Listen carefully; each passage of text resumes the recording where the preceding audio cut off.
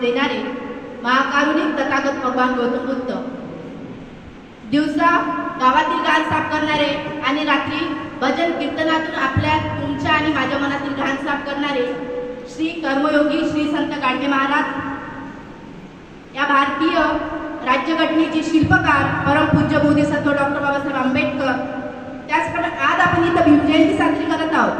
म्हणून असं नाही की मी फक्त डॉक्टर बाबासाहेब आंबेडकर यांचंच गुणगान करणार आहे. आपल्या या महाराष्ट्र भूमीला तसेच या भारताला ज्यांनी ज्यांनी स्वातंत्र्य दिलं, ज्यांनी ज्यांनी आपल्या प्राणाची आहुती दिली, त्यांचा सुद्धा आज इथं म्हणजे त्याचा सुद्धा नामोल्लेख झाला पाहिजे. छत्रपती शिवाजी महाराज ज्यांनी स्वराज्याचं तोरण बांधून स्वराज्य स्थापन केलं. जेव्हा डॉक्टर बाबासाहेब आंबेडकरांनी भारतीय संविधान लिहिलं तेव्हा बाबासाहेबांनी सुद्धा म्हटलं की मी हे संविधान लिहू शकतो, तर याच्या मागं मी छत्रपती शिवाजी महाराज यांचं स्वराज्य मला दिसलं तेव्हाच मी हे संविधान लिहू शकलो. 65 किलोची तलवार मागवतो त्याचं नाव येसाजी, 2000 शत्रूंशी एकटाच झुंज देतो त्याचं नाव बाजी, हात तुटला तरी शत्रूंशी झुंजत राहतो त्याचं नाव तान्हाजी, शत्रूंच्या छावणीत जाऊन तिथला छावणीचा मुकुट चोरून आणतो त्याचं नाव धनाजी, आणि उभ्या वाघात राहण्याला हा एकटाच भुवा फाडतो त्याचं नाव संभाजी, आणि या सर्वांना एकत्र घेऊन जो स्वराज्याचं आणतो तो म्हणजे छत्रपती शिवाजी महाराज. छत्रपती शिवाजी महाराज यांना सुद्धा मी त्रिवार अभिवादन करते. आणि या भारतीय राज्यघटनेचे शिल्पकार परमपूज्य बोधिसत्व महामानव क्रांतीसूर्य प्रथम कायदा मंत्री ज्ञान पिपासू अशा अनेक बिरुदावली ज्यांना लाभल्या ते म्हणजे या भारतीय राज्यघटनेचे शिल्पकार परमपूज्य बोधिसत्व डॉक्टर बाबासाहेब आंबेडकर यांना सुद्धा मी मानाचा जयभीम करते. आणि आयोजकांनी मला इथं 2 शब्द बोलण्याची संधी दिली त्याबद्दल मी त्यांचे आभार मानते. डॉक्टर बाबासाहेब आंबेडकर यांच्याबद्दल बोलायचं म्हटलं तर आज काय मी आज दिवसभरी जरी बोलली तरी त्यांच्या विषयाला फक्त हा स्पर्श करणे इतकाच बाबासाहेबांचा विषय होईल. PhD सारखा विषय, डॉक्टर बाबासाहेब आंबेडकर म्हणजे PhD सारखा विषय आहे. त्यांच्यावर जर अभ्यास केला तर खूप काही आहे. अजूनही अशा गोष्टी आहेत, मी सुद्धा सांगते, अजूनही अशा काही गोष्टी आहेत की ज्या मला अजून सुद्धा माहित नाही की बाबासाहेबांनी आपल्यासाठी काय काय केलं. आरक्षण म्हणतात की खूप जणांचा असा गैरसमज आहे की डॉक्टर बाबासाहेब आंबेडकर यांनी फक्त दलितांसाठीच कार्य केलं.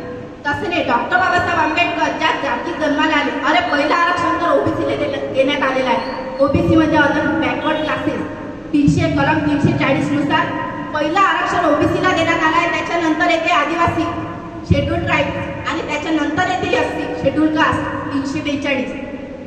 आदिवासींना जे आरक्षण देण्यात आलं ते कलम 341 नुसार आदिवासींना देण्यात आलं. पण पहा, ज्या जातीत बाबासाहेब जन्माला आले त्या जातीचा विचार त्यांनी नंतर केला. पहिलं आरक्षण हे 53% समाज जो आहे ओबीसी त्यांना आरक्षण देण्यात आलं. तरी लोक म्हणतात की डॉक्टर बाबासाहेब आंबेडकर हे फक्त दलितांचेच आहेत. ते दलितांची नाही आहेत, तुमचे आमचे या संपूर्ण देशाचे. आज हा संपूर्ण देश डॉक्टर बाबासाहेब आंबेडकर यांच्या एका शब्दावर चालत आहे. मी आज इथं भाषण करत आहे, मला भाषणाचं स्वातंत्र्य कलम 19 नुसार फक्त डॉक्टर बाबासाहेब आंबेडकर यांनीच दिलं.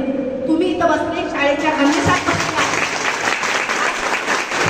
आज आपण बघतो की हे जे संपूर्ण इमारत आहे हे पूर्ण इथून म्हटलं सगळे हे सर्व अधिकारी म्हणा जे उच्च पदावर आहेत, मी आज बोलत आहे, तुम्ही मला ऐकत आहात, हे सगळं स्वातंत्र्य म्हटलं बाबासाहेबांना आपल्याला दिलं. संविधानात एक गोष्ट म्हटलं नमूद आहे, पदव्याची समाप्ती. पहिले राव बहादूर वगैरे अशा पदव्या दिल्या जात होत्या. त्या पदव्या संपूर्ण पदव्या कलम 18 नुसार बाबासाहेबांनी या पदव्यांची समाप्ती केली.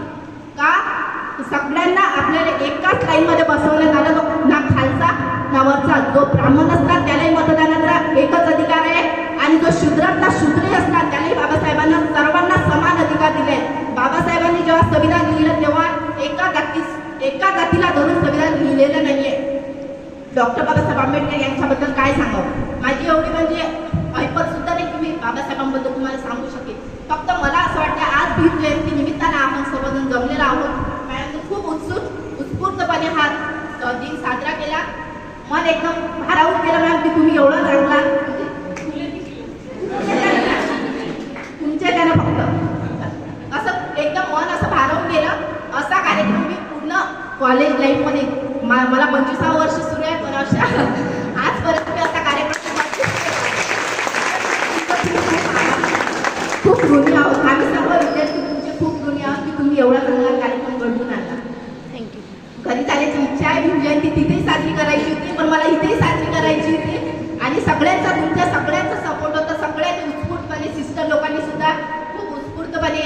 सांगितला त्यांचे सुद्धा आभार आहे. खरंच बाबासाहेब हा एका गटापुरता मर्यादित नका ठेवू, कारण बाबासाहेब म्हणजे अन्यायाविरुद्ध उठणारा एक आवाज आहे. बाबासाहेब म्हणजे अंधारातून प्रकाशाकडे नेणारी एक ज्योत आहे. बाबासाहेब असा साधा सोपा विषय नाहीये जो मी तुम्हाला सांगेन आणि तुम्ही आजच्या आज समजून घेणार. त्यावर खूप काही अभ्यास करावा लागेल तेव्हाच बाबासाहेब समजून. बाबासाहेब वयाच्या 21व्या वर्षी बाबासाहेबांना सर्व धर्माचं ज्ञान झालं होतं. बाबासाहेबांनी 3 विषयात PhD केली होती. बाबासाहेब आपल्याला एकच PhD केली, आपली छाती फुलून जाते एक PhD केल्यानंतर. आणि इथं तर पाहिलीच आहे परिस्थिती की PhD अशी ठेक्यावरही घेतली जाते, पण बाबासाहेबांनी स्वतःच्या ज्ञानानं मिळवल्या होत्या. 3 विषयामध्ये बाबासाहेबांना PhD केली होती.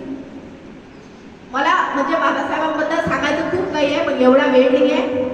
तेव्हा मी शेवटी एवढे सांगते, पैदा ना होता वो मसीहा, अरे पैदा ना होता मसीहा तो ये खुशियों का सिलसिला ना होता. अरे पैदा ना होता वो मसीहा तो खुशियों का सिलसिला ना होता. बेरंग रहती है जमी आसमां का रंग नीला ना होता. बेरंग रहती है ना होता. अरे भारत तो कब का कंगाल हो जाता मेरे यारो.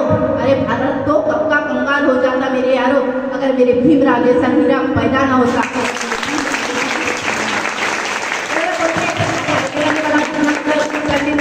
आयोजकांचे आभार मानते आणि इथेच थांबते.